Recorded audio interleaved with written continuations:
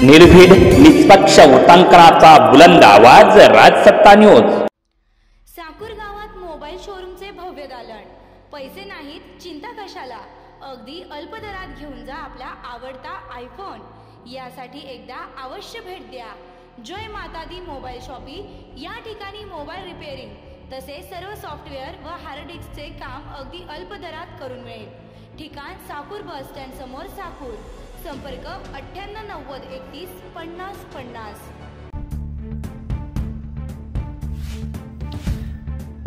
अहमदनगरचे आयुक्तांवर लाच प्रकरणी एसीबीची कारवाई, आयुक्त मात्र फरार।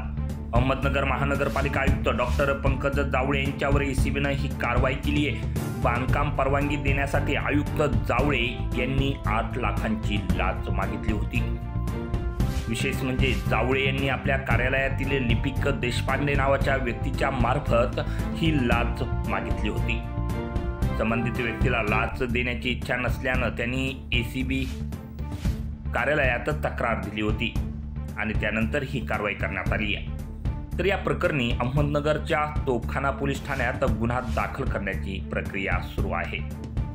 अहमदनगरमध्ये एका कंपनीला कन्स्ट्रक्शन फर्मचे बांधकाम करायचं असल्यानं त्यांनी महानगरपालिकेकडे परवानगी मागितली होती। मात्र या परवानगीसाठी मनपा आयुक्त जावळे यांनी आपल्या लिपिकामार्फत लाच मागितली। तर लाच देण्याचं ठरल्यानंतर परवानगी देण्यासाठी संमती देखील दर्शवली होती। मात्र संबंधित कंपनीला लाच देण्याची इच्छा नसल्यानं त्यांनी एसीबीच्या जालना युनिटकडे तक्रार केली होती। एसीबीच्या पथकानं तक्रारीची खात्री केली। 19 आणि 20 जून रोजी ही लाच मागण्यात आली होती।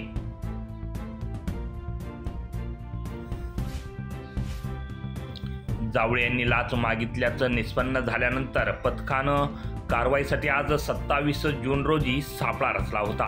पण या कारवाईची कुणकुण लागताच आयुक्त जावळे आणि त्यांचा लिपिक देशपांडे दोघेही महानगरपालिकेत आलेच नाहीत। या प्रकरणी आता एसीबीने पोलिसात तक्रार देऊन गुन्हा दाखल करण्याची प्रक्रिया सुरू केली आहे। अहमदनगर मनपा आयुक्तांनी लाच मागितल्याचा आरोप झाल्यानं शहरात एकच खळबळ उडाली आहे। दरम्यान एसीबीच्या पथकानं आयुक्तांच्या शासकीय निवासस्थानी छापा टाकत तपासणी देखील केल्याची माहिती मिळत आहे। सोबतच दुसरा संशयित आरोपी देशपांडेच्या घरी देखील छापा टाकत चौकशी केली जात आहे। राजसत्ता न्यूज ब्युरो, अहमदनगर।